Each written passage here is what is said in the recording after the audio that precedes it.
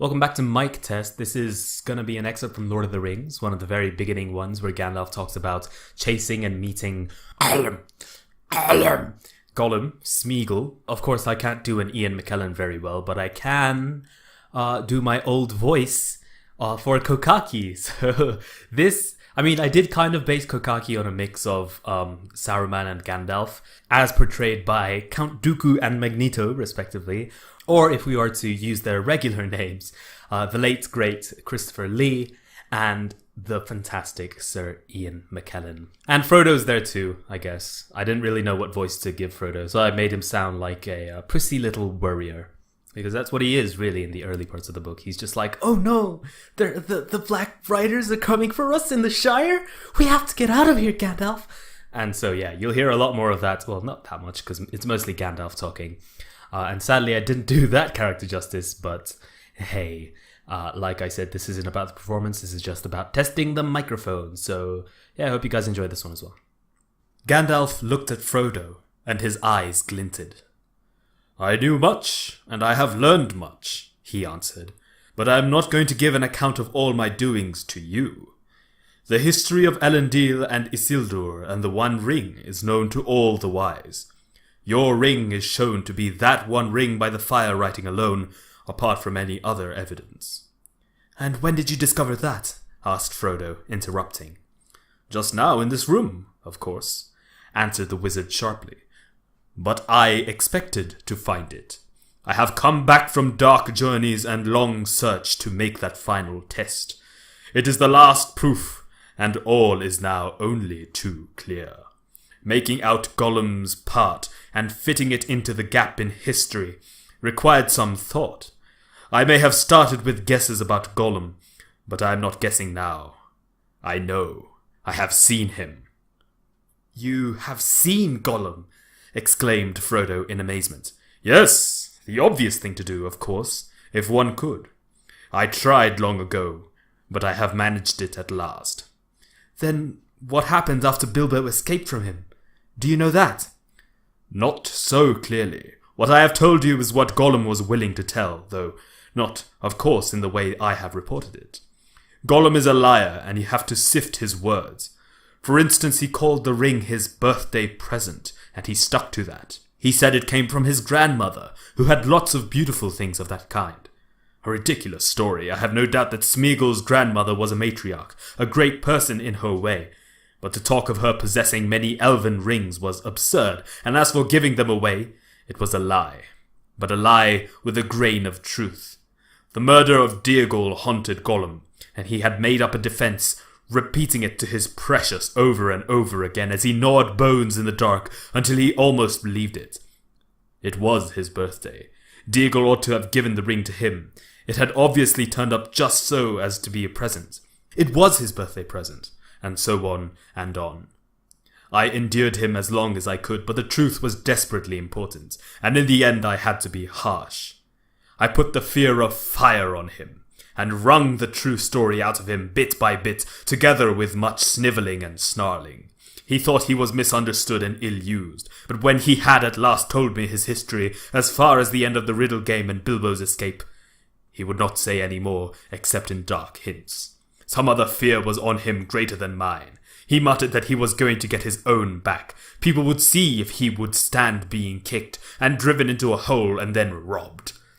Gollum had good friends now, good friends and very strong. They would help him. Baggins would pay for it.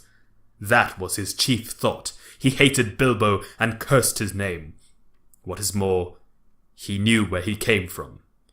But how did he find that out? Asked Frodo. Well, as for the name, Bilbo very foolishly told Gollum himself, and after that it would not be difficult to discover his country once Gollum came out.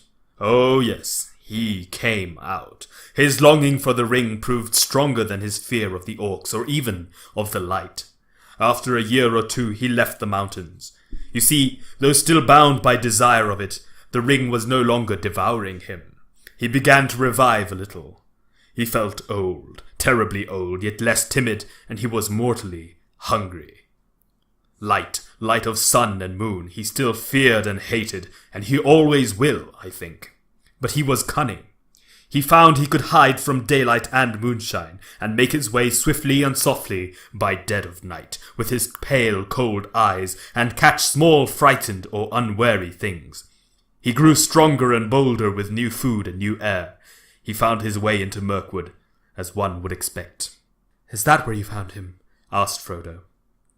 "I saw him there," answered Gandalf, "but before that he had wandered far, following Bilbo's trail. It was difficult to learn from him for certain, for his talk was constantly interrupted by curses and threats. 'What had it got in its pockets?' he said. 'It wouldn't say, no, precious, little cheat, not a fair question. It cheated first, it did. It broke the rules. We ought to have squeezed it. Yes, precious, and we will, precious.' That is a sample of his talk. I don't suppose you want any more. I had weary days of it. But from hints dropped among the snarls, I gathered that his padding feet had taken him at last to Esgaroth, and even to the streets of Dale, listening secretly and peering. Well, the news of the great events went far and wide in Wilderland, and many had heard of Bilbo's name and knew where he came from. We had made no secret of our return journey to his home in the west. Gollum's sharp ears would soon learn what he wanted." "Then why didn't he track Bilbo further?" asked Frodo. "Why didn't he come to the Shire?" "Ah," said Gandalf. "Now we come to it. I think Gollum tried to. He set out and came back westward, as far as the Great River. But then he turned aside. He was not daunted by the distance, I am sure. No, something else drew him away. So my friends think, those that hunted him for me.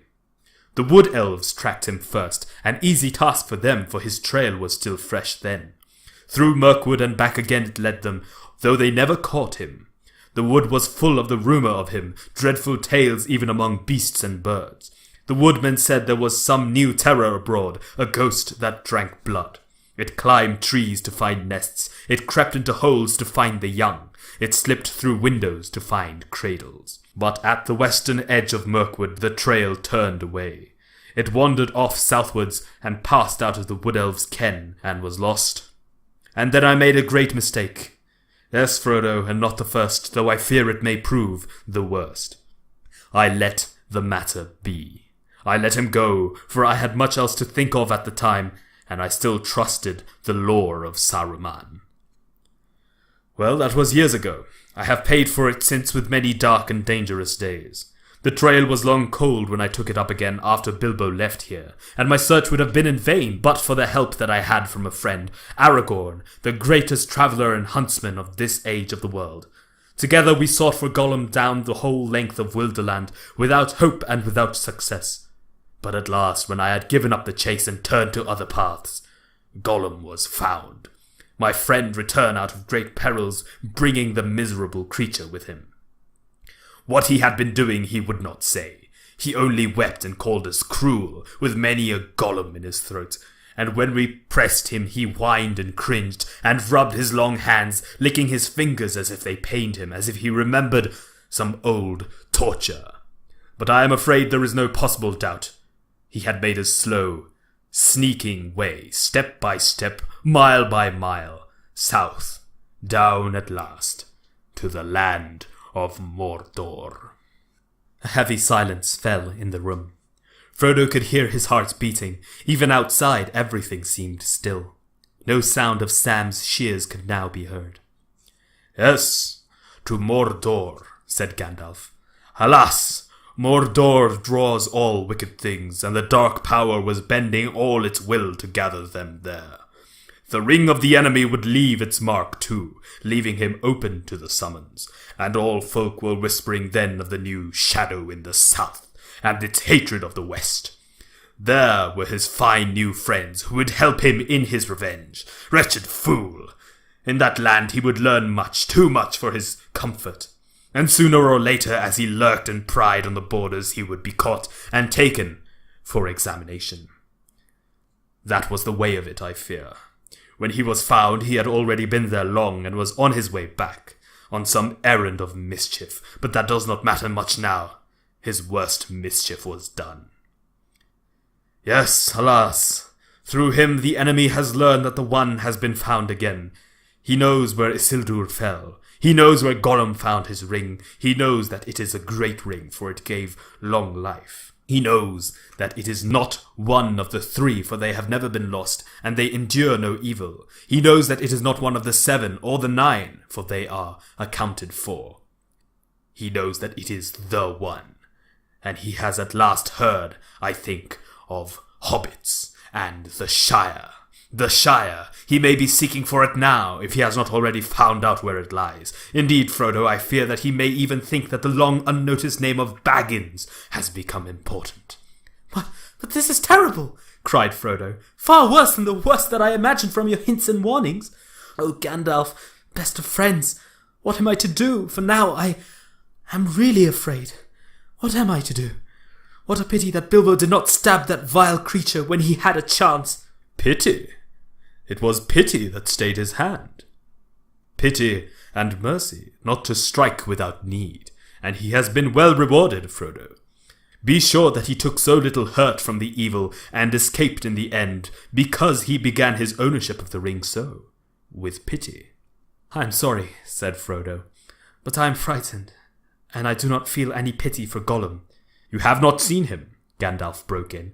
No, and I don't want to, said Frodo. I can't understand you. Do you mean to say that you and the elves have let him live on after all those horrible deeds? Now at any rate he is as bad as an orc and just an enemy. He deserves death. Deserves it? I dare say he does. Many that live deserve death, and some that die deserve life. Can you give it to them? Then do not be too eager to deal out death in judgment, for even the very wise cannot see all ends. I have not much hope that Gollum can be cured before he dies, but there is a chance of it, and he is bound up with the fate of the ring. My heart tells me that he has some part to play yet, for good or ill, before the end, and when that comes, the pity of Bilbo may rule the fate of many, yours not least. In any case, we do not kill him. He is very old and very wretched. The wood elves have him in prison, but they treat him with such kindness as they can find in their wise hearts. All the same, said Frodo, even if Bilbo cannot kill Gollum, I wish he had not kept the ring. I wish he had never found it, and that I had not got it. Why did you let me keep it? Why didn't you make me throw it away, or destroy it? Let you? Make you? Said the wizard. Haven't you been listening to all that I have said? You are not thinking of what you are saying. But as for throwing it away, that was obviously wrong. These rings have a way of being found. In evil hands it might have done great evil. Worst of all, it might have fallen into the hands of the enemy. Indeed, it certainly would, for this is the one, and he is exerting all his power to find it or draw it to himself. Of course, my dear Frodo, it was dangerous for you, and that has troubled me deeply. But there was so much at stake that I had to take some risk, even though when I was far away, there has never been a day when the Shire has not been guarded by watchful eyes. As long as you never used it, I did not think that the ring would have any lasting effect on you, not for evil, not, at any rate, for a very long time. And you must remember that 9 years ago, when I last saw you, I still knew little for certain. But why not destroy it, as you say should have been done long ago? Cried Frodo again. If you had warned me, or even sent me a message, I would have done away with it. Would you? How would you do that? Have you ever tried? No, but I suppose one could hammer it or melt it. Try, said Gandalf. Try now. Frodo drew the ring out of his pocket and again looked at it. It now appeared plain and smooth, without mark or device that he could see. The gold looked very fair and pure, and Frodo thought how rich and beautiful was its colour, how perfect was its roundness. It was an admirable thing, and altogether precious. When he took it out, he had intended to fling it from him into the very hottest part of the fire, but he found now that he could not do so, not without a great struggle. He weighed the ring in his hand, hesitating, and forcing himself to remember all that Gandalf had told him, and then, with an effort of will, he made a movement as if to cast it away, but he found that he had put it back in his pocket. Gandalf laughed grimly. You see, already you too, Frodo, cannot easily let it go, nor will to damage it. And I could not make you, except by force, which would break your mind. But as for breaking the ring, force is useless. Even if you took it and struck it with a heavy sledgehammer, it would make no dint in it. It cannot be unmade by your hands, or by mine. Your small fire, of course, would not melt even ordinary gold. This ring has already passed through it unscathed, and even unheated. But there is no smith's forge in this shire that could change it at all. Not even the anvils and furnaces of the dwarves could do that. It has been said that dragon fire could melt and consume the rings of power, but there is not now any dragon left on earth in which the old fire is hot enough. Nor was there ever any dragon, not even Ancalagan the Black, who could have harmed the One Ring, the ruling ring, for that was made by Sauron himself. There is only one way, to find the cracks of doom in the depths of Orodruin, the Fire Mountain, and cast the ring in there, if you really wish to destroy it, to put it beyond the grasp of the enemy forever. I do really wish to destroy it, cried Frodo. Or, well, to have it destroyed. I am not made for perilous quests. I wish I had never seen the ring. Why did it come to me? Why was I chosen? Such questions cannot be answered, said Gandalf. You may be sure that it was not for any merit that others do not possess, not for power or wisdom at any rate. But you have been chosen, and you must therefore use such strength and heart and wits as you have. But I have so little of any of these things. You are wise and powerful. Will you not take the ring? No, cried Gandalf, springing to his feet. With that power, I should have power too great and terrible, and over me the ring would gain a power still greater and more deadly. His eyes flashed, and his face was lit as by a fire within. Do not tempt me, for I do not wish to become like the Dark Lord himself. Yet the way of the ring to my heart is by pity, pity for weakness and the desire of strength to do good. Do not tempt me. I dare not take it, not even to keep it safe, unused. The wish to wield it would be too great for my strength. I shall have such need of it. Great perils lie before me. He went to the window and drew aside the curtains and the shutters. Sunlight streamed back again into the room. Sam passed along the path outside, whistling. And now, said the wizard, turning back to Frodo, the decision lies with you. But I will always help you. He laid his hand on Frodo's shoulder. I will help you bear this burden, as long as it is yours to bear. But we must do something soon. The enemy is moving.